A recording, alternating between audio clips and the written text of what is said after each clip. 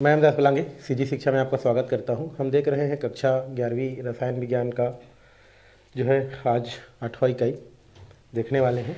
7 इकाई हमारा इससे पहले क्लास में ख़त्म हो गया। आज हमको 8वां इकाई देखना है और इसका नाम है अपचयोपचय अभिक्रिया, जिसको अंग्रेजी में बोलते हैं रेडॉक्स रिएक्शन। ठीक है, ज़्यादा फेमस नाम रेडॉक्स रिएक्शन है और इसी से रिलेटेड हम लोग क्या करने वाले हैं, चर्चा करने वाले हैं कि रेडॉक्स अभिक्रिया क्या है, अपचय अभिक्रिया किसे कहते हैं। तो चलिए पहले तो इंट्रोडक्शन के पास चलते हैं, क्या है कैसा है उसको देखते हैं। सामान्य परिचय इंट्रोडक्शन करते हैं इस लेसन का। इससे पहले वाला जो भी हमारा क्लास था या जो भी लेसन था उसमें हम लोग कुछ कुछ चीज़ पढ़े हैं। जैसे एक पढ़े हैं कि रसायन विज्ञान के अंतर्गत हम पदार्थों का क्या करते हैं, अध्ययन करते हैं, चाहे वो पदार्थों का गुण हो चाहे पदार्थों का प्रकार हो। इनका अध्ययन हम किसके अंतर्गत करते हैं, रसायन विज्ञान के अंतर्गत करते हैं। तो हम लोग बोल सकते हैं कि रसायन विज्ञान के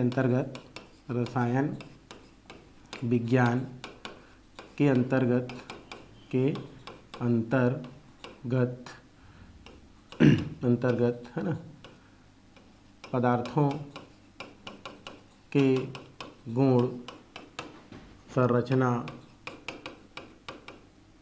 प्रकार आदि का क्या करते हैं हम लोग, अध्ययन करते हैं, आदि का अध्ययन करते हैं। ये हम लोग पहले क्या कर चुके हैं, पढ़ चुके हैं। तो रसायन विज्ञान ही एक ऐसा विज्ञान है जिसके अंतर्गत हम लोग क्या क्या पढ़ाई करते हैं भाई, कि पदार्थ का गुण कैसा होता है, संरचना कैसा होता है, प्रकार कैसा होता है, इन सब का अध्ययन किसके अंतर्गत किया जाता है, हमारा रसायन विज्ञान के अंतर्गत किया जाता है। इसको हम लोग जानते हैं। हम ये भी जानते हैं कि एक प्रकार के पदार्थों का दूसरे प्रकार के पदार्थों में क्या होना, परिवर्तित होना, क्या कहलाता है, आपका रासायनिक अभिक्रिया कहलाता है ना। तो लिख सकते हैं यहाँ पर, एक प्रकार के पदार्थों का दूसरे प्रकार के पदार्थों में परिवर्तन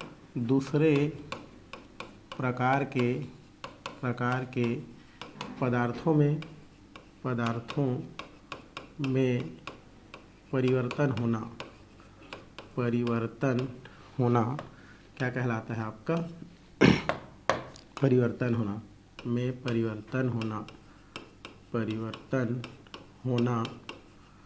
होना रासायनिक अभिक्रिया कहलाता है, रासायनिक अभिक्रिया कहलाता है। ये सब हम पढ़े हैं भाई, कहलाता है। मान लो यहाँ से और क्वेश्चन आ जाता है कि रासायनिक अभिक्रिया किसे कहते हैं, तो आप बता सकते हैं कि एक प्रकार के पदार्थ जब दूसरे प्रकार के पदार्थ में क्या हो जाता है, परिवर्तित हो जाता है, तो उसे हम क्या बोलते हैं, रासायनिक अभिक्रिया कहते हैं।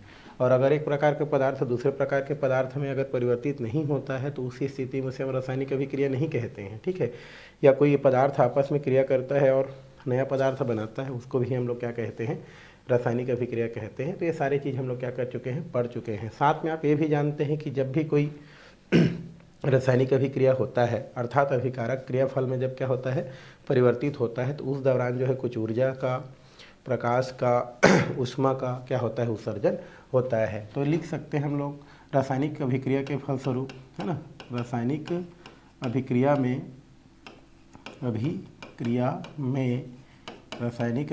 में अभिकारक अर्थात क्रिया में भाग लेने वाला का उत्पाद में परिवर्तन के साथ, है ना, ऊर्जा, ऊष्मा, है ना, तथा प्रकाश का, या बोल सकते हैं, या प्रकाश का क्या होता है आपका, उत्सर्जन होता है। ऊष्मा या प्रकाश का क्या होता है आपका, उत्सर्जन होता है। तो ये हम लोग जानते हैं कि जब भी कोई क्या होता है, रासायनिक अभिक्रिया होता है, या तो ऊष्माक्षेपी होता है और या ऊष्माशोषी होता है, तो उस दौरान क्या होता है, ऊर्जा के रूप में, ऊष्मा के रूप में या प्रकाश के रूप में कुछ ऊर्जा क्या होता है आपका, मुक्त होता है। किसके दौरान, रासायनिक अभिक्रिया के दौरान। तो यहाँ कुछ चीज़ हमको सुनने को मिल गया, देखने को मिल गया कि रसायन विज्ञान एक ऐसा विज्ञान है जिसके अंतर्गत हम पदार्थों के बारे में अध्ययन करते हैं कि पदार्थ का गुण कैसा है, पदार्थ का संरचना कैसा है, कितने प्रकार के पदार्थ होते हैं, ये सब हम अध्ययन किसके अंतर्गत करते हैं, रसायन विज्ञान के अंतर्गत करते हैं। साथ ही साथ रसायन विज्ञान ये भी बताता है कि एक प्रकार के पदार्थ या एक से अधिक प्रकार के पदार्थ आपस में मिल करके जब दूसरे प्रकार के पदार्थों में क्या हो जाता है, परिवर्तित हो जाता है, तो वो क्या कहलाता है, आपका रासायनिक अभिक्रिया कहलाता है। और जब भी रासायनिक अभिक्रिया होता है तो उत्पाद तो बनता ही है, लेकिन उसके अलावा कुछ ऊर्जा, कुछ प्रकाश क्या होता है, आपका मुक्त होता है। तो इसी प्रकार का एक और हमारा अभिक्रिया होता है जिसे हम लोग क्या कहते हैं, रेडॉक्स अभिक्रिया कहते हैं। तो रेडॉक्स अभिक्रिया में क्या होता है आपका, जब एक स्पीसीज या एक प्रकार का स्पीसीज है ना दूसरे प्रकार के स्पीसीज में क्या करता है, हमारा इलेक्ट्रॉन का, जब एक स्पीसीज से दूसरे स्पीसीज में क्या होता है, आपका इलेक्ट्रॉनों का क्या होता है, आपका स्थानांतरण होता है, तो वो हमारा क्या कहलाता है, आपका रेडॉक्स अभिक्रिया के अंतर्गत क्या किया जाता है, इसको रखा जाता है। तो लिख सकते हैं, जब एक स्पीसीज से या एक प्रकार के स्पीसीज से दूसरे प्रकार के स्पीसीजों में इलेक्ट्रॉनों का क्या होता है, स्थानांतरण होता है, तो वहाँ पर कौन सा अभिक्रिया होता है, हमारा रेडॉक्स अभिक्रिया होता है, जिसमें ऑक्सीकरण के साथ साथ क्या होता है, आपका अपचयन प्रक्रिया होता है। तो ठीक है, इसी प्रकार एक अभिक्रिया जिसमें एक स्पीसीज से एक स्पीसीज से दूसरे स्पीसीज में, है ना, जब एक स्पीसीज से जब एक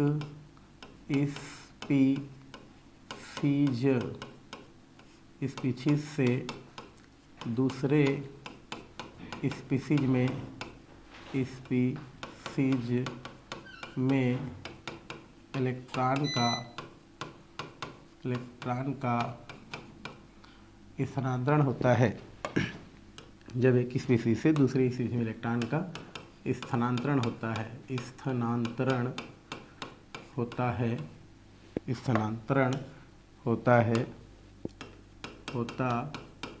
है, तो यहाँ ऑक्सीकरण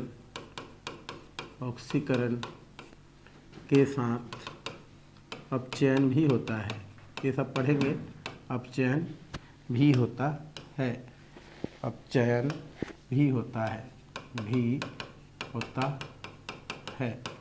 है ना। क्या होता है हमारा ये रेडॉक्स अभिक्रिया कहलाता है, बोल सकते हैं ये। तो लिख सकते हैं, हमारा एक ऐसे भी अभिक्रिया होता है जिसमें एक स्पीसीज से दूसरी स्पीसीज में इलेक्ट्रॉनों का क्या होता है, स्थानांतरण होता है, और उस स्थिति में वहाँ पर ऑक्सीकरण के साथ आपका क्या होता है, आपका अपचयन भी होता है। ऑक्सीकरण के साथ यहाँ पर लिख सकते हैं क्या होता है, आपका अपचयन भी होता है। तो ऐसे अभिक्रिया को हम लोग क्या बोलते हैं, रेडॉक्स अभिक्रिया कहते हैं। या तो डायरेक्ट लिख सकते हैं कि रेडॉक्स अभिक्रिया वह अभिक्रिया होता है जिसमें ऑक्सीकरण और अपचयन दोनों प्रकार की अभिक्रिया क्या होता है, संपन्नित होता है। या वह रासायनिक अभिक्रिया जिसमें एक स्पीसीज, है ना, दूसरे स्पीसीज में क्या करता है, एक स्पीसीज से दूसरे स्पीसीज में इलेक्ट्रॉन का क्या होता है, स्थानांतरण होता है, तो वो हमारा क्या कहलाता है, आपका रेडॉक्स अभिक्रिया कहलाता है। तो इस तरीक़े से इसको हम क्या कर सकते हैं, लिख सकते हैं। तो यहाँ पर और लिखना चाहेंगे तो लिख सकते हैं, वह रासायनिक अभिक्रिया, ऐसे भी करना चाहेंगे तो लिख सकते हैं, वह रासायनिक अभिक्रिया जिसमें एक स्पीसीज से दूसरे स्पीसीज में, ठीक है। तो यहाँ पर वह रासायनिक अभिक्रिया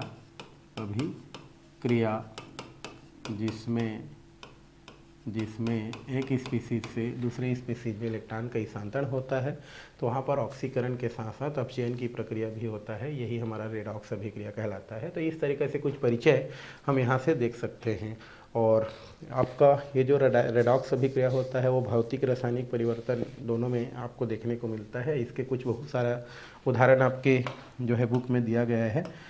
जैसे हम बोल सकते हैं एग्जाम्पल के लिए अगर हम बात करें, उदाहरण की अगर हम बात करें, तो यहाँ पर आपका उदाहरण दिया गया है, जैसे कोयला, डीजल, मिट्टी तेल, केरोसिन, ये सब का जलना क्या होता है, रेडॉक्स अभिक्रिया के अंतर्गत आता है, ठीक है। तो लिख सकते हैं पेट्रोल हो गया, है ना, पेट्रोल, डीजल, है ना, केरोसिन आदि का जलना, आदि का क्या है हमारा, जलना किसके अंतर्गत आता है भाई हमारा, ये रेडॉक्स अभिक्रिया है ना, रेडॉक्स अभिक्रिया के अंतर्गत इसको रखा जाता है, ये रेडॉक्स अभिक्रिया है। उसके अलावा आप बोल सकते हैं विभिन्न प्रकार के जो है हमारा विद्युत रासायनिक जो यौगिक होते हैं उसके होना, ये हमारा किसका होता है आपका रेडॉक्स अभिक्रिया होता है। उसके अलावा हम बोल सकते हैं लोहे का जंग लगना, हम लोग या तांबे का जो क्या होता है जो बर्तन होता है उसका हरा पड़ जाना, ये सब हमारा क्या होता है रेडॉक्स अभिक्रिया के अंतर्गत आता है। उसके अलावा और भी बहुत प्रकार के आपका उदाहरण हैं जो कि किसके अंतर्गत आता है आपका रेडॉक्स अभिक्रिया के अंतर्गत आता है। तो बहुत सारे उदाहरण हम क्या कर सकते हैं इसके अंतर्गत रख सकते हैं, बता सकते हैं। तो आपको फाइनली इसमें क्या याद रखना है, रेडॉक्स अभिक्रिया क्या होता है भाई, तो ये ऐसे अभिक्रिया है जिसमें एक स्पीसीज से दूसरे स्पीसीज में क्या होता है इलेक्ट्रॉनों का स्थानांतरण होता है। तो उस दौरान उसमें ऑक्सीकरण और अपचयन दोनों प्रकार की प्रक्रिया क्या होता है आपका होता है। तो यही अभिक्रिया आपका क्या कहलाता है, रेडॉक्स अभिक्रिया कहलाता है, रेडॉक्स अभिक्रिया कहते हैं। तो ये तो परिचय हमारा यहाँ से क्या होता है आपका खत्म होता है। चलिए अब हम इसमें दो चीज़ उपयोग किए हैं, एक ऑक्सीकरण यूज किए हैं और एक हम लोग अपचयन यूज किए हैं। तो इसको हमको देखना है, ये ऑक्सीकरण क्या होता है और ये अपचयन क्या होता है, इसको हमको देखना है। तो ये यहाँ पर लिखा है ऑक्सीकरण एवं अपचयन की चिरसम्मत विचारधारा, मतलब कुल मिला के हमको ऑक्सीडेशन देखना है और रिडक्शन देखना है। क्लासिफिकेशन या classical concept of oxidation and reduction, ये हमको क्या करना है, जानना है क्या है कैसा है ना। तो पहले हम लोग किसके पास चलते हैं, ऑक्सीकरण के पास चलते हैं। यहाँ पर ऑक्सीडेशन के दो प्रकार का डिफिनेशन दिया गया है। पहला पुराना पद्धति बोल सकते हैं, तिरछम्मत मतलब होता है पुराना जो विचारधारा है उसके अनुसार हम पहले इसको क्या करते हैं परिभाषित करते हैं और फिर जो है देखते हैं किस प्रकार से इसमें क्या होता है आपका पाया जाता है कैसा होता है उसको देखते हैं। तो पहला इसमें दिया गया है आपका वह प्रक्रिया जिसमें किसी पदार्थ में ऑक्सीजन या किसी विद्युत ऋणात्मक तत्व का क्या होता है योग होता है, अथवा हाइड्रोजन या किसी आपका धनात्मक जो क्या होता है हमारा तत्व का क्या होता है आपका निष्कासन होता है, उसे हम क्या कहते हैं ऑक्सीकरण के नाम से जानते हैं, ऑक्सीकरण कहा जाता है। मतलब बोल सकते हैं चिरसम्मत विचारधारा के अनुसार ऑक्सीकरण वह प्रक्रिया होता है जिसमें किसी पदार्थ के साथ ऑक्सीजन का या ऑक्सीजन जैसे ऋण विद्युतीय तत्व का क्या होता है आपका योग होता है, अथवा हाइड्रोजन या हाइड्रोजन जैसे धन विद्युतीय तत्वों का क्या होता है निष्कासन होता है, मतलब बाहर निकलता है, उसे ही हम क्या बोलते हैं ऑक्सीकरण कहते हैं। ऋणात्मक तत्व मतलब आप समझ गए होंगे जिनके अंतिम कक्षक में 6 इलेक्ट्रॉन हो, 7 इलेक्ट्रॉन हो या 6 इलेक्ट्रॉन हो, वो सब विद्युत ऋणात्मक तत्व होते हैं क्योंकि वो इलेक्ट्रॉन क्या करते हैं ग्रहण करते हैं। तो ये जैसे ऑक्सीजन जो होता है, ऑक्सीजन की बात करें, पूरा हाइड्रोजन परिवार की बात करें, फ्लोरीन, क्लोरीन, ब्रोमीन, आयोडीन, ये सब हमारे क्या होते हैं ऑक्सीजन के जैसा इलेक्ट्रॉन लेने वाले होते हैं। तो ऑक्सीकरण की जो पहला आप यहाँ पर क्या देख रहे हैं, ये जो परिभाषा देख रहे हैं उस परिभाषा के अनुसार बोल सकते हैं कि ऑक्सीकरण वह प्रक्रिया होता है जिसमें एक पदार्थ ऑक्सीजन को क्या करता है ग्रहण करता है, या ऑक्सीजन जैसे ऋण विद्युतीय वाला जो तत्व होता है उसको क्या करता है ग्रहण करता है ना, या उसके साथ योग करता है, ये बोल सकते हैं। अथवा हाइड्रोजन या हाइड्रोजन जैसे जो धन विद्युतीय तत्व होता है उसका क्या करता है त्याग करता है, इसे क्यों ही हम क्या बोलते हैं ऑक्सीकरण कहते हैं। जैसे उदाहरण की बात करें, अगर हम यहाँ पर उदाहरण ले लेते हैं तो ये हम लोग उदाहरण यहाँ से क्या करते हैं भाई लिखते हैं। तो उदाहरण में जैसे कार्बन है, कार्बन क्या कर रहा है हमारा ऑक्सीजन के साथ क्या कर रहा है योग कर रहा है और ये क्या बना रहा है कार्बन डाइऑक्साइड बन रहा है। तो आप देख रहे हैं कार्बन एक पदार्थ है और कार्बन के साथ ऑक्सीजन क्या कर रहा है जुड़ रहा है, इसलिए हम उसको क्या बोलते हैं जो है ऑक्सीकरण कहते हैं। इसी प्रकार हम Zn ले लेते हैं और इसको हम लोग किसके साथ क्रिया करा देते हैं O2 के साथ क्या करते हैं हम लोग क्रिया कराते हैं। तो ये जो है दोनों की संयोजकता 2-2 होता है, तो ये Zn क्या बनाता है O बनाता है, बट बैलेंस करना है हमको। ऑक्सीजन इस साइड कितना है हमारा, इस साइड आपको देख रहे हो 2 दिख रहा है यहाँ एक, तो यहाँ पर 2 लगाते हैं, यहाँ पर 2 लगा देते हैं। तो जिंक ऑक्साइड का बनना जो है हमारा क्या होता है ऑक्सीकरण के जो है उदाहरण के अंतर्गत आता है। क्योंकि देखो ये बोल रहा है कि वह प्रक्रिया जिसमें किसी पदार्थ में, तो कार्बन एक क्या है पदार्थ है और उसके साथ क्या हो रहा है हमारा ऑक्सीजन का योग हो रहा है, और योग होकर के क्या बन रहा है कार्बन डाइऑक्साइड बन रहा है। मतलब कार्बन डाइऑक्साइड का बनना किसके उदाहरण के अंतर्गत आता है हमारा ऑक्सीकरण के अंतर्गत आता है। उसी प्रकार जिंक ऑक्साइड का बनना जो है ऑक्सीकरण के उदाहरण के अंतर्गत आता है। उसके अलावा क्या बोल रहा है ऑक्सीजन अगर नहीं मिलता है तो कोई ऋण विद्युतीय तत्व ले सकते हैं। जैसे यहाँ पर दिया है आपका FeCl2, इसको बोलते हैं फेरस क्लोराइड, इसको हम लोग क्या बोलते हैं फेरस क्लोराइड बोलते हैं, ठीक है, इसको हम लोग बोलते हैं फेरस क्लोराइड। और जब इसके साथ क्या करते हैं Cl2, ये माइनस चार्ज वाला है, जब ये क्या करता है इसके साथ क्रिया करता है तो ये हमारा क्या बनाता है Fe और Cl3 का निर्माण करता है। उस स्थिति में इसको बैलेंस करने के लिए 2 लगा देते हैं, यहाँ पर बैलेंस करने के लिए 2 लगा देते हैं। तो आप देख रहे हैं पहले Cl2 था, इधर आके क्या हो गया आपका Cl3 हो गया, मतलब क्लोरीन क्या कर रहा है, जुड़ रहा है। इसका नाम होता है फेरिक क्लोराइड, इसको हम लोग क्या बोलते हैं, फेरिक क्लोराइड बोलते हैं। ठीक है, यहाँ पर जो 2 या 2 से अधिक ज़्यादा ऑक्सीडेशन शो करता है, जैसे आयरन जो होता है ये 2 ऑक्सीडेशन भी शो करता है और 3 ऑक्सीडेशन भी शो करता है, मतलब +2 ऑक्सीकरण अवस्था भी दिखाता है और +3 ऑक्सीकरण अवस्था दिखाता है। तो कम के लिए हम लोग सफिक्स के रूप में अस यूज करते हैं और अधिक के लिए हम लोग क्या करते हैं ईक यूज करते हैं। तो कम के लिए हम लोग क्या लिखते हैं, फेरस लिखते हैं, और अधिक के लिए क्या लिखते हैं, फेरिक लिखते हैं। ठीक है, तो इस तरीक़े से इसको यूज़ करते हैं। तो यहाँ पर हम क्या पढ़ रहे हैं, ऑक्सीकरण। तो ऑक्सीकरण क्या होता है, ऑक्सीकरण वह प्रक्रिया होता है जिसमें किसी पदार्थ के साथ ऑक्सीजन या ऑक्सीजन जैसे ऋण विद्युतीय तत्वों को क्या होता है, योग होता है, तो उसे हम क्या बोलते हैं, ऑक्सीकरण कहते हैं। यहाँ पर क्लोरीन ऋण विद्युतीय तत्व है जो किसके साथ, फेरस क्लोराइड के साथ योग होकर के क्या बना रहा है, फेरिक क्लोराइड। इसी प्रकार हम लिख सकते हैं SnCl2 स्टेनस क्लोराइड बोलते हैं, और जब इसको Cl2 के साथ क्रिया कराते हैं तो ये हमारा SnCl4 में कन्वर्ट हो जाता है। तो आप देख रहे हैं क्लोरीन ऋण विद्युतीय तत्व है और ये हमारा क्या कर रहा है, स्टेनस के साथ योग करके Cl4 बना रहा है। तो यहाँ पर भी क्लोरीन योग हो रहा है, मतलब ऑक्सीकरण प्रक्रिया को क्या करता है, प्रदर्शित करता है। और भी अगर हम उदाहरण देखें हाइड्रोजन निष्कासन से, तो ये हमारे पास दिया है आपका H2S। यहाँ पर सब में क्या हो रहा है भाई, ऑक्सीजन का योग हो रहा है ना, यहाँ पर सब में क्या हो रहा है, ऑक्सीजन, जितना भी हम लोग अभी अभिक्रिया देखे हैं सब में ऑक्सीजन का योग हो रहा है। ठीक है, अब यहाँ पर देखो H2S को अगर हम किसके साथ क्रिया करा देते हैं, Br2 के साथ क्रिया करा देते हैं, तो उस स्थिति में क्या होता है हमारा, ये जो H2S होता है उस स्थिति में ये H2S से हाइड्रोजन क्या हो जाता है, निकल जाता है, और ये 2HBr और प्लस क्या होता है, सल्फर बनाता है। तो यहाँ से आप देख रहे हैं कि हाइड्रोजन जो था पहले वो यौगिक अवस्था में था, लेकिन जैसे ही Br2 के साथ क्रिया कराते हैं हाइड्रोजन यौगिक से क्या हो जाता है, बाहर निकल जाता है, और इस तरीक़े से क्या बनाता है, 2HBr बनाता है। मतलब यहाँ पर है क्या हो रहा है, हमारा हाइड्रोजन का निष्कासन हो रहा है, हाइड्रोजन का निष्कासन हो रहा है, मतलब हाइड्रोजन यहाँ से क्या हो रहा है, आपका बाहर निकल रहा है। तो इसको हम क्या कर सकते हैं, बता सकते हैं, बताया जा सकता है। तो ये हो गया। उसी प्रकार अगर हम मेथेन की बात करें, ये हमारा मेथेन है, CH4 को मेथेन बोलते हैं, और यहाँ पर हम क्या करते हैं, इसको ऑक्सीकरण करा देते हैं। ऑक्सीकरण कराते हैं मतलब उसको जला देते हैं। तो उस स्थिति में क्या होता है आपका, ये जो हाइड्रोजन जो मेथेन के साथ है वो पानी के साथ क्या बना लेता है, हमारा 2H2O पानी बना लेता है।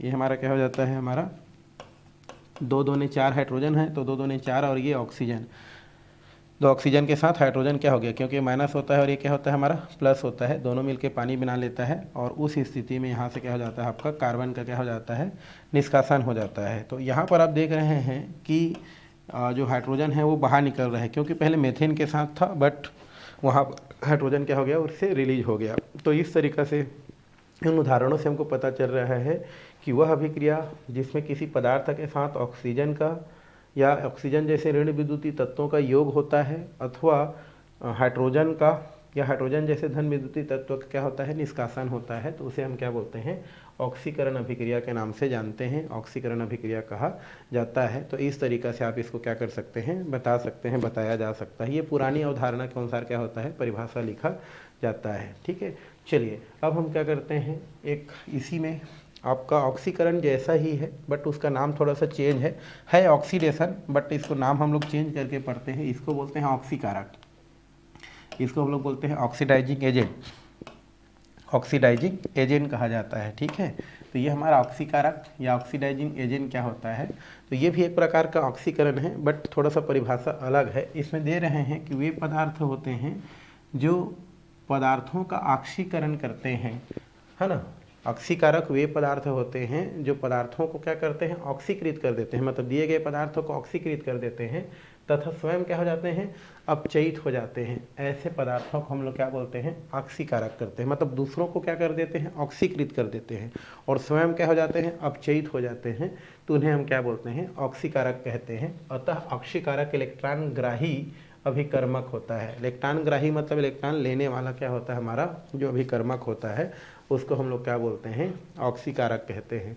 तो यहाँ से आप क्या कर सकते हैं, लिख सकते हैं ऑक्सीकारक क्या होता है। तो ऑक्सीकारक वे पदार्थ होते हैं जो दूसरों को क्या करते हैं, ऑक्सीकृत करते हैं और स्वयं क्या हो जाते हैं, अवचयित हो जाते हैं, उसे ऑक्सीकारक कहते हैं। और जनरली ऑक्सीकारक इलेक्ट्रॉन ग्रहण करने वाले होते हैं, इलेक्ट्रॉन क्या करने वाले होते हैं, लेने वाले होते हैं। उदाहरण के लिए ऑक्सीजन एक अच्छा ऑक्सीकारक है, क्लोरीन अच्छा ऑक्सीकारक है, ब्रोमीन अच्छा कारक है, H2O2 हाइड्रोजन परऑक्साइड बोलते हैं, ये अच्छा क्या होता है, ऑक्सीकारक होता है। तो यहाँ से आप ऑक्सीकारक को क्या कर सकते हैं, बता सकते हैं। तो ऑक्सीकारक क्या होता है भाई, तो ऑक्सीकारक क्या होते हैं, तो ऑक्सीकारक वे पदार्थ होते हैं जो दूसरों को ऑक्सीकृत करते हैं, दूसरों को ऑक्सीकृत कर देते हैं, स्वयं अपचयित हो जाते हैं, ऑक्सीकारक कहलाते हैं। और ऑक्सीकारक जनरली क्या होते हैं, इलेक्ट्रॉन ग्रहण करने वाले होते हैं, इलेक्ट्रॉन ग्राही होते हैं, ये हमारे क्या कहलाते हैं, आपके ऑक्सीकारक कहलाते हैं, ऑक्सीकारक कहलाते हैं। और उदाहरण में कुछ कुछ दिया है हमारा, ये सब हमारे क्या है, ऑक्सीकारक के क्या है, उदाहरण है। तो इसको आपको क्या करना है, जानना है, समझना है। तो ऑक्सीकारक भी हो गया। अब हम चलते हैं किसके पास, अपचयन। अब ऑक्सीकरण के बाद क्या आता है हमारा, सेकेंड नंबर है हमारा अपचयन। ये हम देखेंगे रिडक्शन जिसको बोलते हैं। तो इसमें जस्ट उल्टा परिभाषा लिखना है, जैसे उसमें ऑक्सीजन का योग होता था ना और हाइड्रोजन का विलोपन होता था, उसका जस्ट हम क्या करते हैं, उल्टा लिखते हैं, तो अपचयन का भी क्रिया हो जाता है। मतलब अपचयन वह प्रक्रिया होता है जिसमें हाइड्रोजन या धन विद्युतीय तत्वों का क्या होता है, योग होता है, हाइड्रोजन या धन विद्युतीय तत्वों का क्या होता है, आपका योग होता है। अथवा हम ये बोल सकते हैं कि ऑक्सीजन या ऋण विद्युतीय तत्वों का क्या होता है, आपका निष्कासन होता है, तो उसे हम क्या बोलते हैं, जो है अपचयन के नाम से जानते हैं, अपचयन कहा जाता है। तो यही लिखा है हमारा, वह अभिक्रिया जिसमें हाइड्रोजन या विद्युत धनात्मक तत्वों का क्या होता है, योग होता है, अथवा ऑक्सीजन या किसी विद्युत ऋणी तत्वों का क्या होता है, आपका निष्कासन होता है, तो उसे हम क्या बोलते हैं, अपचयन अभिक्रिया कहते हैं, अपचयन अभिक्रिया कहा जाता है। तो इस तरीक़ा से आप अपचयन अभिक्रिया को बता सकते हैं। ये ऑक्सीकरण का जस्ट उल्टा है ना, उसमें जो निष्कासन होता था इसमें उसका क्या होता है, योग होता है, और उसमें जो योग होता था इसमें उसका निष्कासन होता है। तो यही लिखा है कि अपचयन अभिक्रिया वह अभिक्रिया होता है जिसमें हाइड्रोजन या धन विद्युतीय जो तत्व होता है उसका योग होता है, ऑक्सीजन या ऋण विद्युतीय तत्व जो होते हैं उनका क्या होता है, आपका निष्कासन होता है, उसे हम क्या बोलते हैं, अपचयन कहते हैं। इसे हम क्या बोलते हैं भाई, अपचयन अभिक्रिया कहते हैं या अपचयन कहा जाता है। ठीक है, तो इसे हम क्या कहते हैं, अपचयन कहते हैं, अपचयन कहते हैं। अब यहाँ पर हम क्या करते हैं, कुछ उदाहरण लिखते हैं, किस प्रकार से होता है, कैसा होता है, देखते हैं। जैसे हमारे पास दिया है H2 + Cl2 और ये दोनों मिलके बनाता है 2HCl।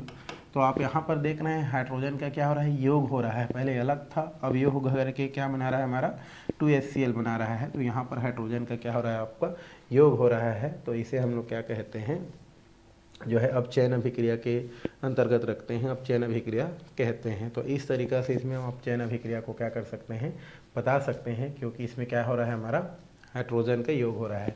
यहाँ पर और भी लिख सकते हैं, जैसे H2+ क्या होता है हमारा, H2O2 होता है, तो इसको हम लोग क्या करते हैं, 2H2O लिखते हैं। तो यहाँ पर हम देख रहे हैं कि हाइड्रोजन का क्या हो रहा है, आपका योग हो रहा है। तो यहाँ पर भी कौन सा अभिक्रिया होता है, अपचयन अभिक्रिया को क्या करता है, प्रदर्शित करता है।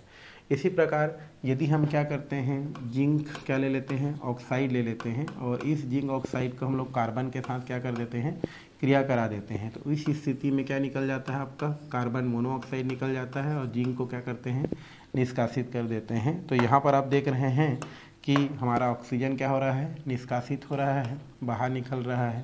तो यहाँ पर क्या हो रहा है, हमारा ऑक्सीजन का निष्कासन, ऑक्सीजन का क्या होता है, हमारा निष्कासन हो रहा है।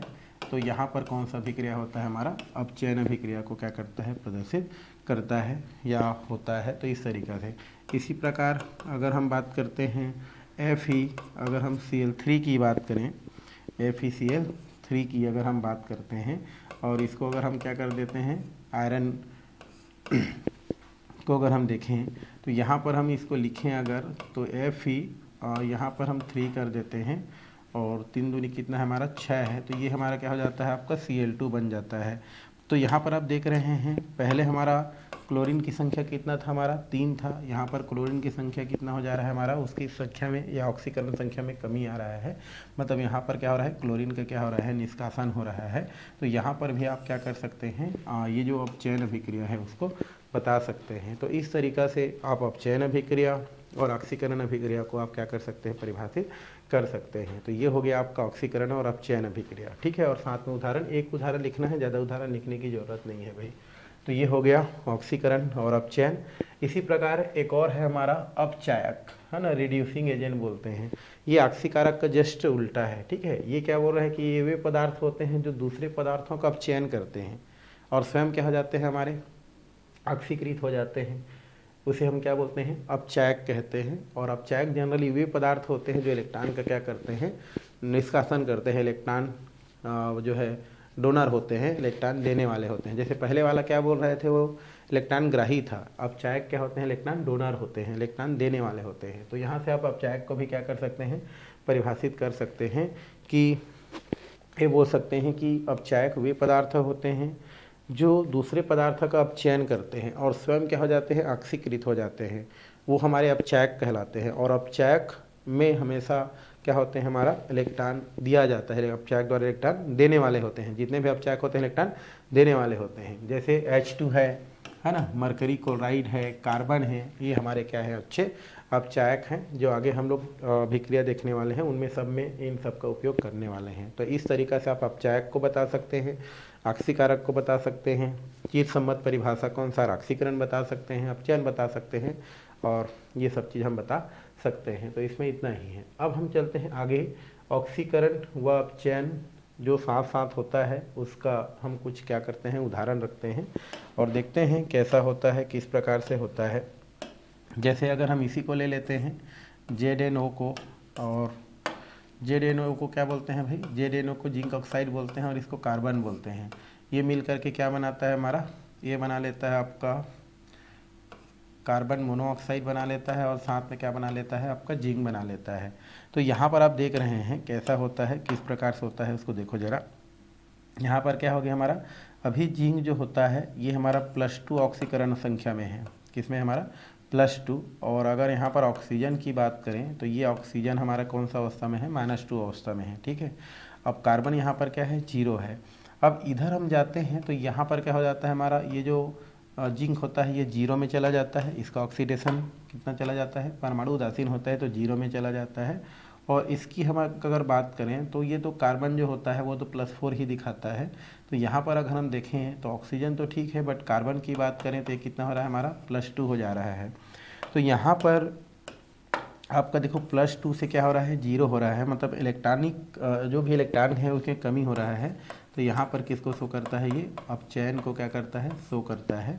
और यहाँ पर कार्बन पहले कितना था, 0 था, अब कितना हो जाता है, वो +2 हो जाता है। मतलब यहाँ पर किसको प्रदर्शित करता है, वो ऑक्सीकरण को क्या करता है, प्रदर्शित करता है। तो ये हम लोग आगे देखने वाले हैं इस टाइप के उदाहरण, क्योंकि जहाँ पर क्या होता है, आपका जो ऑक्सीकरण संख्या होता है वो कम होता है, वहाँ पर अपचयन होता है क्योंकि वो इलेक्ट्रॉन ग्रहण कर रहा है। और जहाँ पर हमारा क्या होता है, हमारा जो ऑक्सीकरण संख्या है वो कम से क्या हो जाता है, ज़्यादा हो जाता है, तो वहाँ पर क्या होता है, ऑक्सीकरण होता है। तो इस तरीक़ा से ये उदाहरण हम क्या कर सकते हैं, यहाँ पर रख सकते हैं और बता सकते हैं। तो इसमें इतना ही है और इसमें ज़्यादा करने की ज़रूरत नहीं है। हम चलते हैं आगे। आगे आपका दिया गया है वो है आपका इलेक्ट्रॉन स्थानांतरण अभिक्रियाओं के रूप में अपचय अभिक्रियाएं या इलेक्ट्रॉनिक अवधारणा। अभी हम क्या देखें कि पुरानी अवधारणा के अनुसार ऑक्सीकरण किसे कहते हैं, अपचयन किसे कहते हैं, इसको देखें, ठीक है। अब उसको हमको क्या करना है, इलेक्ट्रॉन के लेन देन के आधार पर हमको रेडॉक्स अभिक्रिया को क्या करना है, दिखाना है। रेडॉक्स अभिक्रिया को क्या करना है, समझना है। तो चलिए अब उसके आधार पर ऑक्सीकरण को देखते हैं। तो फिर से हम क्या कर रहे हैं, ऑक्सीकरण को क्या कर रहे हैं, पढ़ाई कर रहे हैं। बट ये इलेक्ट्रॉन स्थानांतरण के आधार पर है, इलेक्ट्रॉन लेन देन के आधार पर है, ठीक है। या पुरानी अवधारणा ना बोल के इसको नई अवधारणा कहते हैं। ये सरल और अच्छा अवधारणा है। ये हम जो है यहाँ से कर सकते हैं कि ऑक्सीकरण वह प्रक्रिया होता है जिस प्रक्रिया में कोई तत्व या किसी पदार्थ द्वारा इलेक्ट्रॉन दिया जाता है, उसे हम क्या बोलते हैं, ऑक्सीकरण कहते हैं, है ना। और इस दौरान, है ना, हमेशा जो है ऑक्सीकरण होता है ना, तो उसी स्थिति में ऑक्सीकरण संख्या जो होता है वो आपका क्या होते जाता है, बढ़ते जाता है। अब ऑक्सीकरण संख्या क्या होता है भाई, किसी तत्वों के द्वारा इलेक्ट्रॉन त्यागना या इलेक्ट्रॉन ग्रहण करना और उसके फलस्वरूप जो भी उसमें चार्ज आता है वही ऑक्सीकरण है उसका। जैसे कोई तत्व इलेक्ट्रॉन क्या कर दिया, त्याग दिया, एक इलेक्ट्रॉन त्याग देता है तो उसमें +1 चार्ज है, अगर वो 2 इलेक्ट्रॉन त्यागता है तो +2 चार्ज है ना, अगर कोई तत्व 2 इलेक्ट्रॉन लेता है तो -2 चार्ज है। यही उसका ऑक्सीकरण संख्या होता है। मतलब कोई भी तत्व अपने अष्टक को पूर्ण करने के लिए जितना तत्व क्या करता है, लेता है, या जितना तत्व क्या करता है, देता है, वही उसका ऑक्सीकरण संख्या होता है। लेने वाले पर माइनस, देने वाले पर प्लस होता है। तो इसके आधार पर ही हमको इसको क्या करना है, परिभाषित करना है। तो ऑक्सीकरण क्या है, तो ऑक्सीकरण वह प्रक्रिया होता है जिसमें कोई परमाणु या अणु बोल सकते हैं या आयन क्या करता है, एक से अधिक इलेक्ट्रॉन को क्या करता है, त्यागता है, त्याग करता है। हानि होता है मतलब त्यागना होता है, ठीक है, त्याग होता है, उसे ऑक्सीकरण संख्या कहते हैं। तो आप अपने भाषा में लिख सकते हैं कि ऑक्सीकरण प्रक्रिया वह प्रक्रिया होता है जिसमें किसी परमाणु, अणु या आयन द्वारा क्या किया जाता है, आपका इलेक्ट्रॉन दिया जाता है, हानि किया जाता है, त्यागा जाता है, उसे हम क्या बोलते हैं, ऑक्सीकरण संख्या कहते हैं। और ऑक्सीकरण संख्या जब भी होता है, वो जो तत्व होता है या जो परमाणु होता है या अणु होता है या आयन होता है, उसके ऑक्सीकरण संख्या हमेशा क्या होता है, आपका बढ़ता है। तो इसको ही हमको ज़्यादा याद रखना है, क्योंकि इसी के आधार पर आप जो है बता सकते हैं कि कहाँ पर ऑक्सीकरण हो रहा है और कहाँ पर अपचयन हो रहा है। और इस इलेक्ट्रॉन हानि को वि इलेक्ट्रॉनिकरण भी कहते हैं, और इसके फलस्वरूप धनात्मक संयोजकता में वृद्धि या ऋणात्मक संयोजकता में कमी होता है। मतलब हमेशा क्या होता है, ऑक्सीकरण संख्या जब होता है तो वहाँ पर क्या होता है, ऑक्सीकरण संख्या जो धनात्मकता होता है उसका मान क्या होते जाता है, आपका बढ़ते जाता है। तो इस तरीक़ा से पुरानी अवधारणा के छोड़ करके अगर नई अवधारणा में देखें तो ऑक्सीकरण को बता सकते हैं। तो ऑक्सीकरण क्या है, तो ऑक्सीकरण वह प्रक्रिया होता है जिसमें किसी अणु, परमाणु या आयन द्वारा इलेक्ट्रॉन क्या किया जाता है, त्यागा जाता है, तो उसे हम क्या बोलते हैं, ऑक्सीकरण कहते हैं। और ऑक्सीकरण प्रक्रिया के दौरान धनात्मकता में हमेशा क्या होता है, वृद्धि होता है, ऑक्सीकरण संख्या में हमेशा क्या होता है, आपका वृद्धि होता है, ठीक है ना। और उल्टा बोलेंगे तो ऋणात्मकता में कमी होता है, ये बोल सकते हैं। यही हमारा क्या होता है, ऑक्सीकरण। अब यहाँ पर हम क्या करते हैं, उदाहरण देखते हैं, क्योंकि बिन उदाहरण कोई काम का नहीं है। तो उदाहरण आपको क्या करना है, देखना है। उदाहरण वहाँ पर एक ही लिखा जाता है, बट समझाते वक्त कई दिखते हैं। जैसे ये है सोडियम, आप जानते हैं सोडियम का परमाणु क्रमांक कितना होता है, 11 होता है, जिसमें पहले कक्षा में कितना होता है, 2 इलेक्ट्रॉन, दूसरों में 8 इलेक्ट्रॉन और तीसरा में कितना होता है, 1 इलेक्ट्रॉन होता है, ठीक है, ये हम जानते हैं, ठीक। तो ये क्या करता है, अपना अष्टक पूर्ण करने के लिए 1 इलेक्ट्रॉन क्या कर देता है, किसी को क्या कर देता है, दे देता है। अपने अंतिम कक्षक के 1 इलेक्ट्रॉन को किसी को क्या कर दिया, डोनेट कर दिया। तो डोनेट कितना कर रहा है, 1, इसलिए हमारा सोडियम पर कौन सा चार्ज आ जाता है, +1 चार्ज आ जाता है। मतलब यहाँ पर क्या हो रहा है, ऑक्सीकरण हो रहा है, क्योंकि बोल रहा है कि कोई तत्व, परमाणु, अणु या आयन जब इलेक्ट्रॉन क्या करता है, त्याग करता है, तो वही उसका क्या कहलाता है, आपका जो है ऑक्सीकरण कहलाता है। इसी प्रकार अगर हम क्या करें, मैग्नीशियम की बात करें, तो मैग्नीशियम का कितना होता है, 12 होता है, तो कितना हो जाएगा, 2, 8 और 2, ये अंतिम में 2 इलेक्ट्रॉन है। ये चाहता है कि वो दोनों इलेक्ट्रॉन को डोनेट कर दे, ये दोनों इलेक्ट्रॉन डोनेट कर देता है, तो इसलिए 2 इलेक्ट्रॉन डोनेट कर रहा है, इसलिए मैग्नीशियम पर कितना चार्ज आ जाता है, 2+ चार्ज आ जाता है, ठीक है। और ये ऑक्सीकरण को शो करता है। अगर हम एल्युमिनियम की बात करें तो एल्युमिनियम क्या होता है, हमारा 13 होता है, तो 2, 8 और 3 हो जाता है। ये 3 इलेक्ट्रॉन को क्या करता है, हमारा डोनेट कर देता है और 3+ चार्ज बनाता है। तो यहाँ पर आप देख रहे हैं कि ये सब इलेक्ट्रॉन डोनेट करने वाले होते हैं, और जहाँ पर इलेक्ट्रॉन डोनेट करते हैं वहाँ पर क्या होता है, आपका ऑक्सीकरण होता है। और ऑक्सीकरण संख्या में हमेशा ऑक्सीकरण संख्या क्या होता है, आपका बढ़ता है। जैसे आप देख रहे हैं यहाँ पर सोडियम पहले 0 था, यहाँ पर आके कितना हो गया, +1 हो गया, तो ऑक्सीकरण संख्या बढ़ रहा है। पहले मैग्नीशियम 0 था, इधर आके +2 हो रहा है, ऑक्सीकरण संख्या बढ़ रहा है, ठीक है। यहाँ पर एल्युमिनियम पहले 0 था, यहाँ पर कितना हो रहा है, +3 हो रहा है, मतलब ऑक्सीकरण संख्या क्या हो रहा है, बढ़ रहा है। तो इस तरीक़ा से इसको हम क्या कर सकते हैं, बता सकते हैं, बताया जा सकता है, ठीक है। और भी बहुत सारा उदाहरण आप ले सकते हैं, आयरन का ले सकते हैं। जैसे हमारा क्या होता है, Fe, मान लो इसके पास पहले से 2 चार्ज है, 2 चार्ज है, ठीक। अगर ये क्या करता है, 2+ वाला है, अगर ये इलेक्ट्रॉन क्या कर देता है, डोनेट कर देता है, 1 इलेक्ट्रॉन और डोनेट कर दिया, ठीक है, 1 इलेक्ट्रॉन और क्या कर दिया, डोनेट कर दिया, क्योंकि 3 ही इलेक्ट्रॉन क्या कर सकता है, डोनेट कर सकता है। तो इस स्थिति में कितना हो जाता है, आपका Fe 3+ हो जाता है। तो यहाँ पर आयरन पहले 2 चार्ज था, 1 इलेक्ट्रॉन और डोनेट कर दिया, 3+ चार्ज हो गया। तो यहाँ पर आप देख रहे हैं +2 से क्या हो रहा है, आपका +3 हो जा रहा है, मतलब इलेक्ट्रॉन दिया जा रहा है तो उससे ऑक्सीकरण संख्या बढ़ रहा है। तो ये उदाहरण हम क्या कर सकते हैं, इसके अंतर्गत रख सकते हैं। तो ऑक्सीकरण क्या होता है भाई, तो ऑक्सीकरण वह प्रक्रिया होता है जिसमें किसी तत्व द्वारा, किसी अणु द्वारा, किसी परमाणु द्वारा या किसी आयन द्वारा क्या किया जाता है, आपका परमाणु आयन बोल सकते हैं, इसके द्वारा इलेक्ट्रॉन क्या किया जाता है, दिया जाता है, वो ऑक्सीकरण कहलाता है। और ऑक्सीकरण प्रक्रिया में हमेशा ऑक्सीकरण संख्या क्या होता है, बढ़ता है। तो ये हमारा हो गया नई अवधारणा के अनुसार, ठीक है। और उदाहरण आप लिख सकते हैं। इसका जस्ट उल्टा अपचयन होता है। अपचयन हमको देखना है, अपचयन क्या होता है, तो भाई वो पहले जो पढ़े थे उसका जस्ट है उल्टा है। तो अपचयन वह प्रक्रिया होता है जिसमें किसी परमाणु द्वारा, किसी आयन द्वारा क्या किया जाता है, आपका इलेक्ट्रॉन ग्रहण किया जाता है, उसे हम क्या बोलते हैं, अपचयन कहते हैं। और अपचयन की जो प्रक्रिया होता है उसमें क्या होता है, ऑक्सीकरण जो संख्या होता है हमेशा क्या होता है, कम होता है। मतलब ऋण आयन संयोजकता में वृद्धि होता है या संयोजकता में हमेशा कमी होता है, ठीक है। मतलब हमेशा जो है क्या होता है, ऑक्सीकरण संख्या इसमें कम होता है। तो यहाँ से बोल सकते हैं कि अपचयन वह प्रक्रिया होता है जिसमें किसी परमाणु या आयन द्वारा इलेक्ट्रॉन ग्रहण किया जाता है, उसे अपचयन कहते हैं। और अपचयन की प्रक्रिया में जो ऑक्सीकरण संख्या होता है वो हमेशा क्या होता है, आपका कम होता है। तो कम होता है तो उदाहरण से समझते हैं। जैसे उदाहरण के लिए आप लिख सकते हैं, जैसे हमारे पास क्लोरीन है, ये क्या हमारा क्लोरीन होता है। अब एक क्लोरीन पर कौन सा चार्ज होता है, -1 चार्ज होता है। अब एक इलेक्ट्रॉन क्या कर लिया, ग्रहण कर लिया, तो ये क्या बना लेता है हमारा, या इसको हम यूँ कर दें 2Cl कर देते हैं। तो यहाँ पर 2Cl करते हैं, मतलब ये 2 इलेक्ट्रॉन ले रहा है, ठीक है।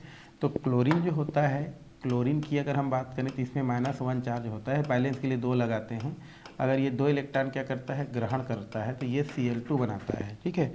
तो इस स्थिति में आप देख रहे हैं कि जो क्लोरीन होता है पहले इसके कितना था, हमारा -1 था, पहले कितना था, -1। जैसे इलेक्ट्रॉन लेता है इसका कितना हो जाता है, 0 हो जाता है। मतलब यहाँ पर ऑक्सीकरण संख्या क्या होता है, आपका कम हो जाता है। तो इसको आप क्या कर सकते हैं, उदाहरण में क्या कर सकते हैं, ले सकते हैं। उसी प्रकार ऑक्सीजन की हम बात करें तो ऑक्सीजन जो होता है हमारा, या ऑक्सीजन की ना बात करके हम लोग जस्ट उल्टा बात कर देते हैं। जैसे ये हमारा क्या था, Fe, ये 3+ चार्ज था। अगर ये एक इलेक्ट्रॉन क्या करता है, ग्रहण करता है, तो ये किस में बदल जाता है, हमारा Fe2+ चार्ज में कन्वर्ट हो जाता है। तो यहाँ पर आप देख रहे हैं 3+ चार्ज से किस में जा रहा है, 2+, मतलब कमी को शो कर रहा है। और कमी जहाँ पर होता है वहाँ पर क्या होता है, ऑक्सीकरण होता है। तो इस तरीके से आप क्या कर सकते हैं, उसके उदाहरण को ले सकते हैं, लिया जा सकता है। तो जहाँ पर इलेक्ट्रॉन ग्रहण किया जाता है वहाँ पर अपचयन, जहाँ पर इलेक्ट्रॉन दिया जाता है वहाँ पर ऑक्सीकरण। ऑक्सीकरण में हमेशा ऑक्सीकरण संख्या बढ़ता है और अपचयन में हमेशा जो है ऑक्सीकरण संख्या कम होता है। तो इसको आपको याद रखना, यही ज़्यादा बेटर वाला परिभाषा है, तो इसको याद रखेंगे। चलिए आगे, निम्नलिखित अभिक्रियाओं में ऑक्सीकरण को आप चायक बताइए। आपके बुक में जो है दिया गया है कुछ उदाहरण, उसमें हमको ले लेते हैं। एक उदाहरण आपको जैसे दिया गया है SO2 सल्फर डाइऑक्साइड, और एक दिया है हमारा नाइट्रिक अम्ल, ठीक है। इसका हम नाम क्या लिखते हैं भाई, सल्फर डाइऑक्साइड, सल्फर डाइऑक्साइड बोलते हैं। और इसका नाम क्या दिया है, नाइट्रिक अम्ल, नाइट्रिक अम्ल ये दिया गया है।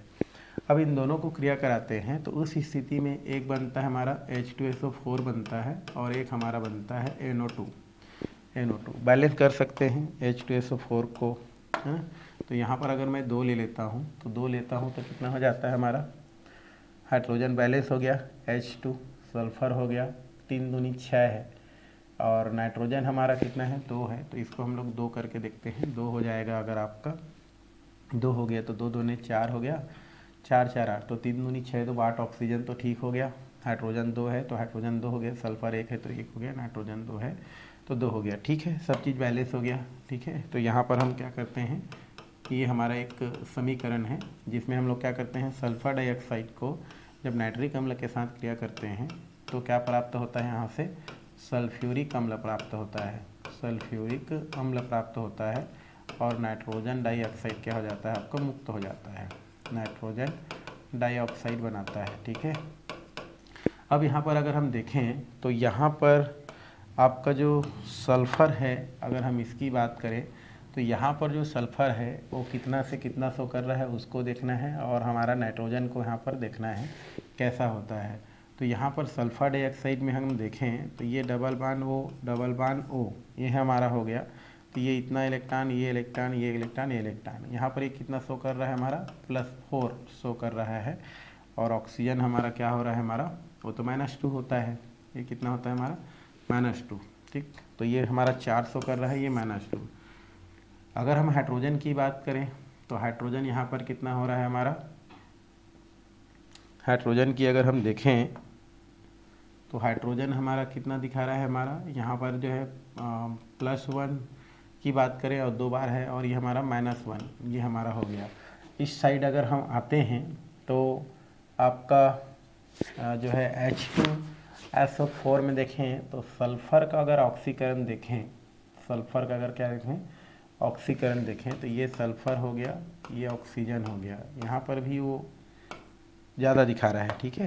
तो यहाँ पर देखो H2SO4 में जब आते हैं ना तो यहाँ पर सल्फ़र बीच में हो गया, और ये हमारा क्या हो जाता है डबल बांड O हो जाता है। और इधर आपका ये हो गया सल्फ़र, ये हो गया इधर, और ये OH और इधर OH। तो यहाँ सल्फ़र जो है 2 इसको दे दिया, 2 इसको दे दिया, इसको दे दिया, इसको दे दिया। मतलब यहाँ पर जो सल्फ़र है वो कितना दिखा रहा है +6 दिखा रहा है। यहाँ पर पहले सल्फ़र कितना दिखा रहा था हमारा +4 दिखा रहा था। तो यहाँ से यहाँ आप देख रहे हैं कि जो है ऑक्सीकरण संख्या क्या हो रहा है हमारा बढ़ रहा है, ठीक है। मतलब यहाँ पर कौन सा प्रक्रिया हो रहा है ऑक्सीकरण, यहाँ पर क्या हो रहा है ऑक्सीकरण प्रक्रिया हो रहा है, ठीक है।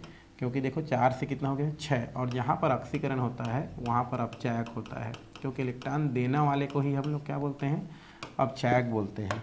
तो यहाँ पर कौन सा प्रक्रिया हो गया अपचायक प्रक्रिया को शो करता है। तो जहाँ पर ऑक्सीकरण होगा वहाँ पर क्या होगा आपका अपचायक होगा, इसको ध्यान रखेंगे। अब नाइट्रोजन के पास थोड़ा सा चलते हैं। ये जो है नाइट्रोजन है हमारा NHO3 में अगर हम बात करें तो नाइट्रोजन को देखें तो ये N हो गया, और ये हम इधर क्या कर देते हैं OH कर देते हैं, डबल बांड O हो जाता है, और ये हमारा इस प्रकार से माइनस अवस्था में पाया जाता है। ये प्लस और ये क्या हो जाता है हमारा माइनस। तो इस स्थिति में अभी आप देख रहे हैं ये कितना होता है हमारा, अगर हम देखें तो नाइट्रोजन जो है अभी ऑक्सीकरण संख्या अगर हम ज्ञात करें तो यहाँ से हम क्या कर सकते हैं HNO3 की अगर हम बात करें तो यहाँ से +1 इसका हमको नहीं पता है, ये -6 हो जाएगा 0। तो यहाँ पर कितना हो जाता है आपका x तो बराबर +5 दिखा रहा है। कितना दिखा रहा है हमारा +5 यहाँ पर शो कर रहा है। और यहाँ पर अगर हम बात करें तो ये हमारा क्या हो रहा है कम हो रहा है भाई, यहाँ पर क्या हो रहा है कम हो रहा है। तो यहाँ पर जो नाइट्रोजन है वो आपका अगर हम बात करें तो नाइट्रोजन यहाँ से ज़्यादा दिखा रहा है, लगभग ये +5 दिखा रहा है। कितना दिखा रहा है +5। बट अगर हम यहाँ पर अगर हम बात करें, यहाँ पर ये जो है यहाँ पर नाइट्रोजन की बात करें तो नाइट्रोजन पे क्या है हमारा डबल बांड O और ये हमारा सिंगल बांड है, इसका हमको नहीं पता है। तो 1 हो जाता है ये -2 इंटू यहाँ पर कितना हो जाता है आपका 2, तो 2 2 ने कितना हो जाता है हमारा 4। ये देखो निकालोगे इसका अगर तो क्या होगा हमारा NO2 दिया गया है, तो इसका नहीं पता है, इसका हमको पता है। तो -2, तो यहाँ पर कितना हो जाएगा x -4, तो x बराबर कितना हो जाएगा आपका +4, हम ये बोल सकते हैं। तो यहाँ पर क्या हो रहा है इलेक्ट्रॉन की कमी हो रहा है, मतलब यहाँ से यहाँ आप अगर जा रहे हैं तो यहाँ से यहाँ आपका क्या हो रहा है इलेक्ट्रॉन की कमी हो रहा है। मतलब यहाँ पर क्या होगा अपचयन होगा, और यहाँ पर क्या होगा ऑक्सीकारक शो प्रदर्शित करता है। तो इस प्रकार से इसको हम लोग क्या कर सकते हैं, इसको बता सकते हैं कि जहाँ पर क्या होता है इलेक्ट्रॉन की संख्या में कमी होता है, यहाँ पर क्या होता है ऑक्सीकारक होता है। तो ये कुछ उदाहरण आप क्या कर सकते हैं रख सकते हैं। तो इसमें इतना ही है और नहीं है। आगे यहाँ पर अपौपचय क्रिया रेडॉक्स अभिक्रिया हमको देखना है। रेडॉक्स अभिक्रिया क्या होता है इसको हम लोग को देखेंगे। तो रेडॉक्स अभिक्रिया मैं आपको जैसे बताया कि ऐसे रासायनिक अभिक्रिया जिसमें एक स्पीशीज से दूसरे स्पीशीज में क्या होता है हमारा इलेक्ट्रॉनों का क्या होता है स्थानांतरण होता है, अर्थात जिसमें ऑक्सीकरण और अपचयन दोनों प्रकार की प्रक्रिया होता है, वही रेडॉक्स अभिक्रिया कहलाता है। इसमें दिया है ऑक्सीकरण में इलेक्ट्रॉन की हानि होता है, अपचयन में इलेक्ट्रॉन को लाभ होता है, अर्थात रासायनिक अभिक्रिया में इलेक्ट्रॉनों का लाभ और हानि साथ साथ होते रहता है। और यह क्रिया कारी स्पीसीज में इलेक्ट्रॉनों की हानि होती है और दूसरे स्पीसीज में उतने इलेक्ट्रॉन की लाभ होती है। मतलब बोल सकते हैं वह रासायनिक अभिक्रिया जिसमें एक स्पीसीज से दूसरे स्पीसीज में इलेक्ट्रॉन का स्थानांतरण होता है। तो जिस स्पीसीज से इलेक्ट्रॉन जाता है उसमें इलेक्ट्रॉन की क्या होता है, हानि होता है, और जिसके पास जाता है उस पर इलेक्ट्रॉन की क्या होता है, लाभ होता है। अर्थात ये प्रक्रिया क्या होती है, साथ साथ होती है। तो वही अभिक्रिया आपकी क्या कहलाती है, आपकी रेडॉक्स अभिक्रिया कहलाती है। रेडॉक्स अभिक्रिया के नाम से क्या की जाती है, जानी जाती है। तो आप इसको कई तरीक़े से क्या कर सकते हैं, बता सकते हैं। रेडॉक्स अभिक्रिया क्या होता है, तो रेडॉक्स अभिक्रिया वह अभिक्रिया होता है जिसमें ऑक्सीकरण और अपचयन दोनों क्या होती है, साथ साथ होती है। तो वो हमारी क्या कहलाती है, रेडॉक्स अभिक्रिया कहलाती है। अगर ये नहीं पता है या नहीं लिखना चाहते हैं तो आप लिख सकते हैं कि वह अभिक्रिया जिसमें एक स्पीसीज दूसरे स्पीसीज के बीच क्या होती है, या एक स्पीसीज दूसरे स्पीसीज को क्या करती है, इलेक्ट्रॉनों का स्थानांतरण करती है। तो जो स्पीसीज इलेक्ट्रॉन का क्या करती है, देने का काम करती है, उसमें इलेक्ट्रॉन की हानि, और जो स्पीसीज क्या करती है, उस इलेक्ट्रॉन को ग्रहण करती है, उसमें इलेक्ट्रॉन की क्या होती है, लाभ होती है।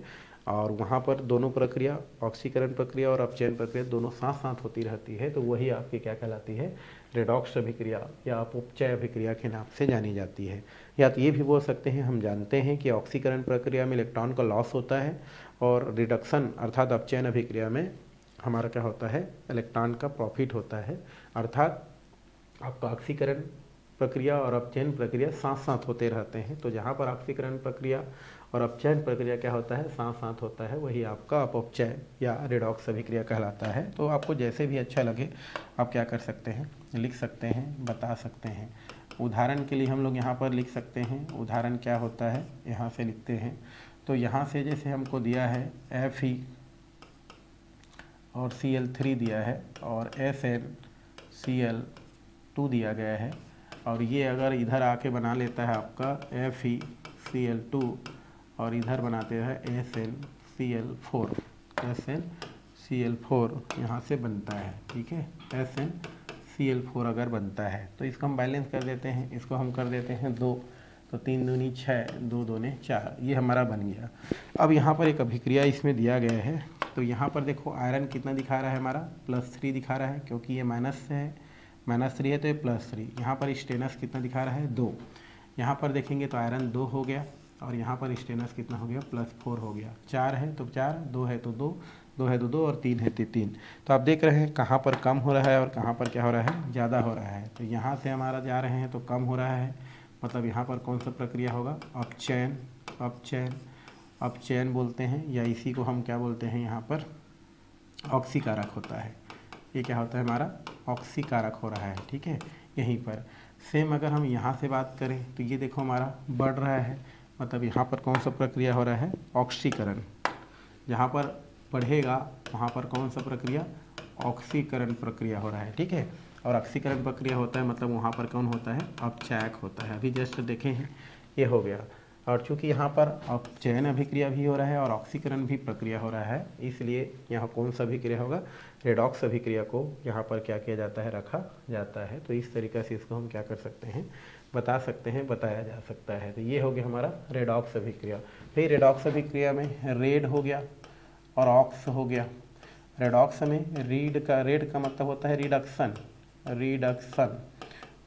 मतलब होता है अपचयन, और ऑक्स का मतलब होता है क्या, ऑक्सीडेशन का मतलब क्या होता है, हमारा ऑक्सीकरण। तो जिसमें दोनों साथ साथ हो वही हमारा क्या कहलाता है, रेडॉक्स अभिक्रिया कहलाता है। तो इस तरीके से इसको हम बता सकते हैं। आगे प्रतियोगी इलेक्ट्रॉन स्थानांतरण अभिक्रिया। तो इलेक्ट्रॉन स्थानांतरण अभिक्रिया हम लोग जस्ट देखे हैं अभी, इसी को हम क्या कर सकते हैं, उसमें कर सकते हैं। आगे है हमारा ऑक्सीकरण संख्या की अवधारणा दिया है। वही चीज़ बार बार बोल रहा है कि किसी यौगिक के अणु अथवा आयन में किसी तत्व के एक परमाणु पर दृष्ट धन या ऋण आवेश की संख्या उस तत्व की ऑक्सीकरण संख्या कहलाती है। क्या बोल रहे हैं, किसी भी यौगिक के अणु अथवा आयन में किसी तत्व के एक परमाणु पर दृष्ट धन आयन या ऋण आयन की संख्या उसकी क्या कहलाती है, ऑक्सीकरण संख्या। मतलब ऑक्सीकरण संख्या क्या होता है, कोई भी अणु होता है, उस अणु में जो क्या होता है, जो तत्व होता है, उस तत्व पर जो धन चार्ज या जो ऋण चार्ज पाया जाता है वही आपका क्या कहलाता है, उनका ऑक्सीकरण संख्या कहलाता है, ऑक्सीकरण संख्या कहते हैं। जैसे हम जो है H2O की ही ले लेते हैं, अगर उदाहरण हम किसको ले लेते हैं, H2O को ले लेते हैं, H2O। तो यहाँ पर H2O में अगर हम बात करें तो ये जो इसमें -2 चार्ज होता है और इसमें +1 चार्ज होता है।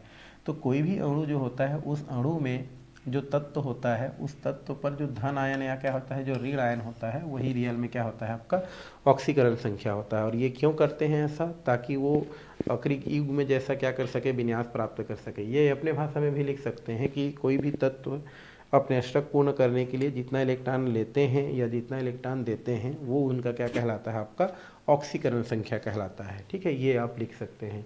और ऑक्सीकरण संख्या ज्ञात करने के नियम दिया है, और ये नियम दिया है कि किसी अणु या आयन में उपस्थित परमाणु पर ऑक्सीकरण संख्या ज्ञात करने के स्वैच्छिक नियम थोड़ा निम्नलिखित यहाँ पर क्या किया गया है, दिया गया है। तो कुछ नियम हैं जो या जिनके सहायता आप क्या कर सकते हैं, जिनकी सहायता से ऑक्सीकरण संख्या ज्ञात कर सकते हैं। तो पहले तो ऑक्सीकरण संख्या क्या है ये पता होना चाहिए। तो आपको मेन छोटा परिभाषा आप लिख सकते हैं कि कोई तत्व अपने अंतिम कक्षक में 8 इलेक्ट्रॉन पूरा करने के लिए, अष्टक पूर्ण करने के लिए, हर तत्व चाहता है कि वो 8 इलेक्ट्रॉन क्या करे, अपने अंतिम कक्षक में पूरा करें।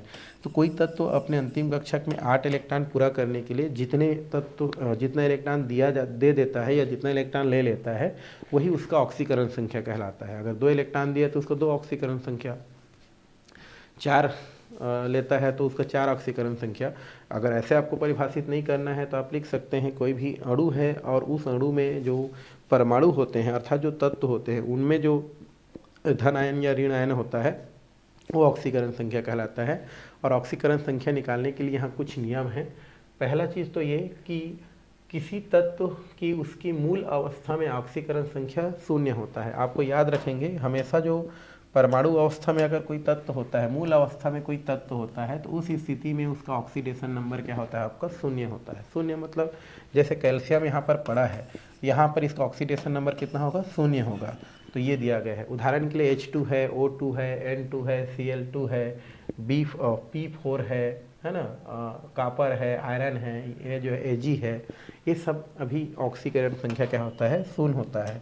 क्या होता है यहाँ पर, 0 होता है। इसी प्रकार हीरा और ग्रेफाइट जिसमें कार्बन पाया जाता है ये भी हमारा क्या होता है, ऑक्सीकरण संख्या 0 होता है। तो आपको क्या याद रखना है कि कोई भी तत्व अगर मूल अवस्था में है तो मूल अवस्था में हमेशा उस तत्व का जो क्या होता है, जो ऑक्सीकरण संख्या होता है वो ऑक्सीकरण संख्या क्या होता है, आपका 0 होता है। ये याद रखेंगे। दूसरा, एक एक परमाणुविक आयन सिंगल मोमेंटम आयन में तत्व ऑक्सीकरण संख्या उस पर उपस्थित आवेश की मात्रा के बराबर होता है। उदाहरण के लिए कैल्शियम प्लस आयन में कैल्शियम के ऑक्सीकरण संख्या +2, जबकि क्लोरीन आयन में क्लोरीन की जो ऑक्सीकरण संख्या होती है वो कितना होती है, माइनस हमारी क्या होती है, आपकी 1 होती है। मतलब हम ये बोल सकते हैं कि कोई भी हमारा जो क्या होता है, हमारा तत्व होता है उनका ऑक्सीकरण संख्या उस पर उपस्थित आवेश की मात्रा के बराबर होती है। उदाहरण के लिए कैल्शियम आयन जो होता है उसमें +2 और क्लोरीन आयन में -1। मतलब आपको यह क्या याद रखना है, जैसे कैल्शियम है, ये हमारा क्या है, कैल्शियम, इसका परमाणु क्रमांक कितना होता है, 20 होता है। तो इसको हम लोग लिखते हैं तो 2 8 8 8 और ये लास्ट में आता है 2। तो यहाँ पर देखो 8 8 16 2 18 और 2 कितना हो गया हमारा 20। तो अंतिम कक्षक में कितना इलेक्ट्रॉन है, 2 इलेक्ट्रॉन है। जो दोनों इलेक्ट्रॉन को किसी को क्या कर सकता है, वो डोनेट कर सकता है और अपने अंतिम कक्षक में 8 क्या कर सकता है, पूर्ण कर सकता है। तो इसलिए क्या करता है, ये 2 इलेक्ट्रॉन क्या कर देता है, किसी को दे देता है। इसलिए इसका ऑक्सीकरण संख्या कितना होता है, +2 होता है। ठीक है, इसको आपको याद रखना है। ठीक है, तो या ये याद रख सकते हैं कि वर्ग 1 के तत्व में कौन आता है, हमारा हाइड्रोजन को अगर हम छोड़ दें तो लिथियम, सोडियम, पोटेशियम, रुबिडियम, है ना, हलीना, केरब से फरियाल। तो ये हमारे सब क्या हैं, वर्ग 1 के तत्व हैं। ठीक है, आप पढ़ चुके हैं आवर्त सारणी।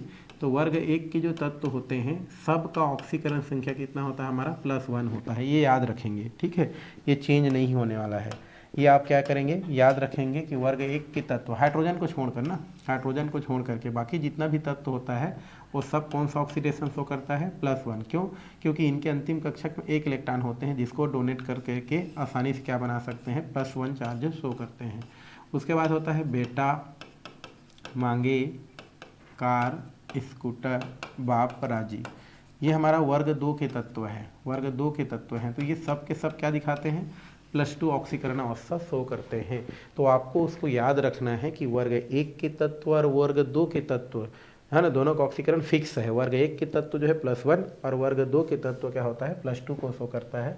और कैल्शियम कौन सा है हमारा, वर्ग 2 का तत्व है, इसलिए हमारा क्या होता है ये +2 ऑक्सीकरण अवस्था शो करता है। उसी प्रकार आप वर्ग 17 को ध्यान में रख सकते हैं। वर्ग जो 17 है हमारा, अगर हम बात करते हैं फ्लोरीन, क्लोरीन, ब्रोमीन और आयोडीन, ये सब अंतिम कक्षा में कितना इलेक्ट्रॉन होता है 2, 8 और 7 होता है। तो 7 इलेक्ट्रॉन देने के बजाय ये सब क्या करते हैं 1 इलेक्ट्रॉन लेना पसंद करते हैं। तो इसलिए जनरली ये क्या करते हैं -1 जो है ऑक्सीकरण अवस्था क्या करते हैं प्रदर्शित करते हैं। तो ये आपको याद में रखना है, ठीक।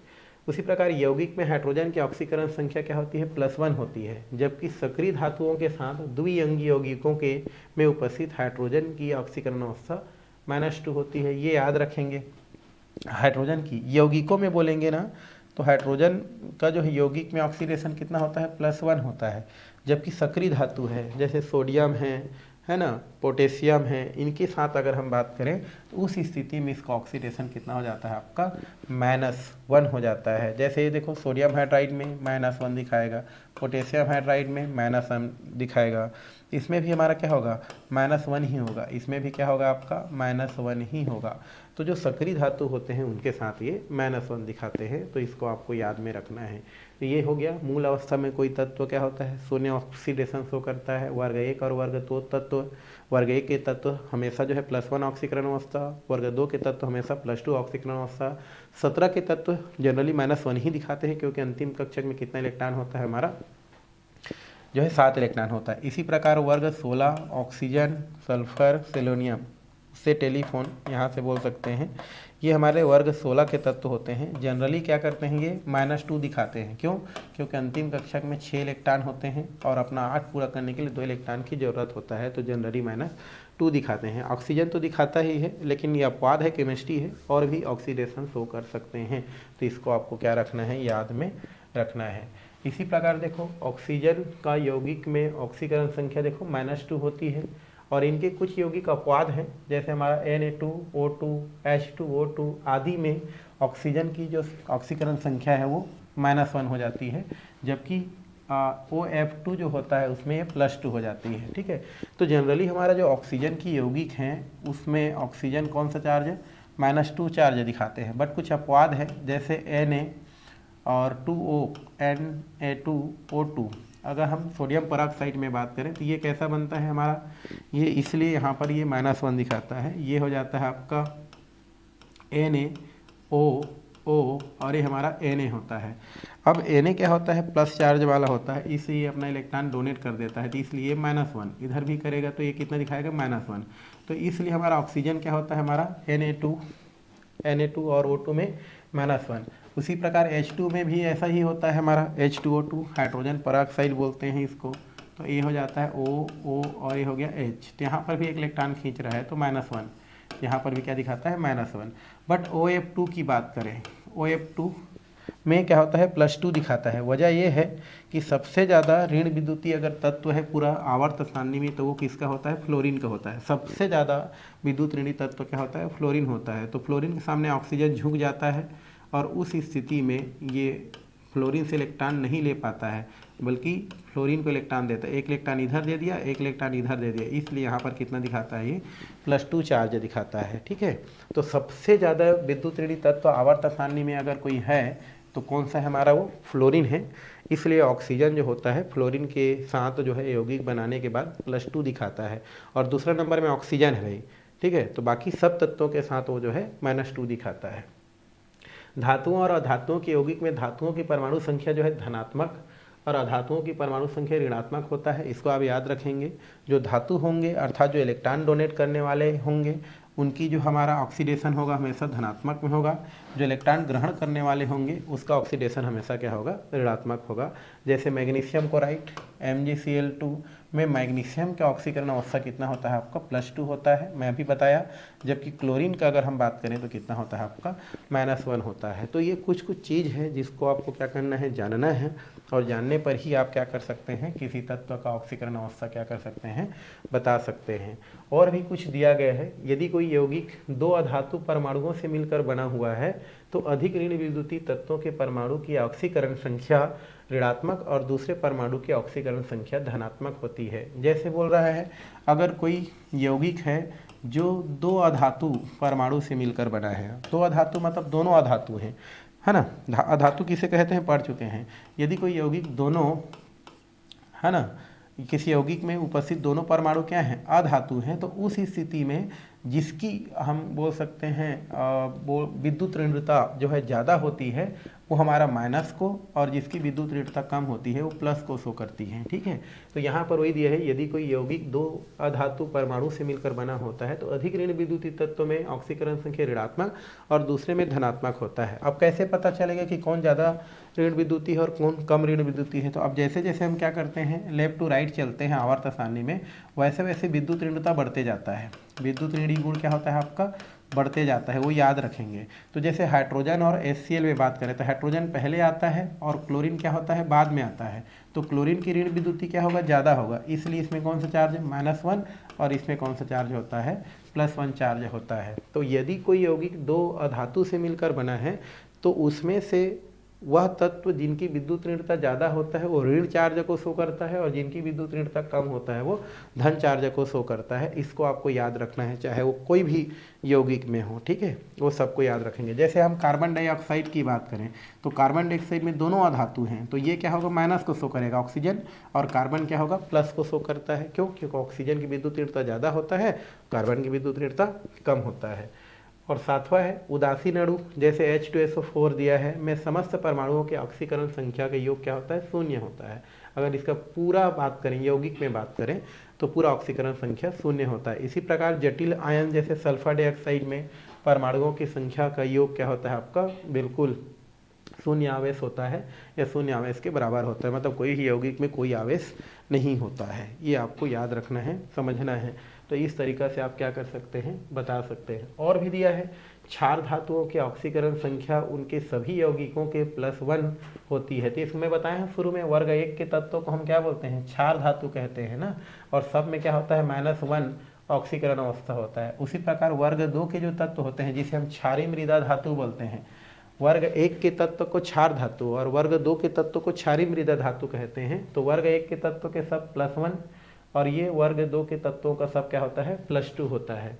संक्रमण तत्व डी ब्लॉक के जो तत्व होते हैं उसको हम लोग क्या बोलते हैं भाई, संक्रमण तत्व कहते हैं। तो ये जो संक्रमण तत्व होता है, उस संक्रमण तत्व की अगर हम बात करें तो एक से अधिक को क्या करता है, आपका ऑक्सीकरण संख्या प्रदर्शित करता है, मतलब बहुत सारा ऑक्सीकरण अवस्था प्रदर्शित करता है, ये भी याद रखेंगे। और पी ब्लॉक के तत्वों की अगर हम बात करें तो उच्चतम संख्या ये 10 दिया है। जैसे कार्बन की ऑक्सीकरण संख्या कितना होता है हमारा, 14, और 10 माइनस कितना होता है हमारा, दोनों को घटा देंगे तो वहाँ पर क्या हो जाता है आपका +4 दिखाता है। तो पी ब्लॉक के जो तत्व होते हैं उनमें जितना भी हमारा ऑक्सीडेशन होता है उसको 10 से माइनस करते जाते हैं, तो यहाँ पर उसका ऑक्सीकरण संख्या कितना हो गया, +4 होता है। और किसी तत्व के परमाणु की उच्चतम ऑक्सीकरण संख्या आवर्त सारणी में किसी तत्व में सामान्यतः क्या होती है आपकी, बढ़ती जाती है। उदाहरण तीसरे आवर्त के तत्वों की परमाणु संख्या कितनी होती है, 1 से 7 होती है। मतलब हम जो है क्या करते हैं, बाएं से दाएं चलते हैं, बाएं से दाएं चलते हैं, लेफ्ट टू राइट चलते हैं, तो हमारी क्या होती जाती है आपकी जो बोल सकते हैं ऑक्सीकरण संख्या है ये आपकी बढ़ती जाती है, +7 तक दिखा सकती है। कहाँ तक, +7 तक, है ना। तो ये आपको याद में रखना है। तो इस तरीक़ा से ये कुछ ऑक्सीकरण संख्या के क्या है हमारे नियम हैं। और भी दिए हैं, किसी तत्व के परमाणु की न्यूनतम ऑक्सीकरण संख्या n-8 से निकाली जाती है। जैसे n मतलब होता है नंबर, किसी परमाणु के अंतिम कक्षक में कितना इलेक्ट्रॉन है, 6 इलेक्ट्रॉन है, ठीक है। और यहाँ पर माइनस कितना हो गया, 8 इलेक्ट्रॉन हो गया।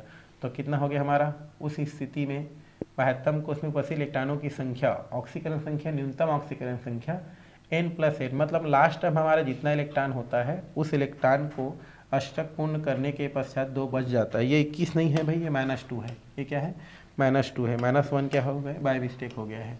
तो यहाँ पर हम क्या करते हैं, जैसे किसी तत्व के अंतिम कक्षक में 6 इलेक्ट्रॉन है तो इस सूत्र का हम प्रयोग करते हैं n-8। तो जैसे ऑक्सीजन है, ऑक्सीजन का परमाणु क्रमांक कितना होता है, 8, तो 2 और 6, तो अंतिम में कितना है 6, तो -8 बराबर कितना हो जाएगा -2। मतलब ऑक्सीजन का जो क्या होता है हमारा ऑक्सीकरण संख्या होता है वो कितना होता है आपका, वो आपका -2 होता है। तो इस समीकरण का उपयोग करके आप क्या कर सकते हैं, ज्ञात कर सकते हैं, बता सकते हैं। तो ये तो हो गया आपका ऑक्सीकरण से रिलेटेड बातें। तो ये क्लास फिलहाल यहीं पर हम क्या करते हैं, समाप्त करते हैं। आने वाले क्लास में हम लोग बाकी का हम लोग चर्चा करने वाले हैं भाई।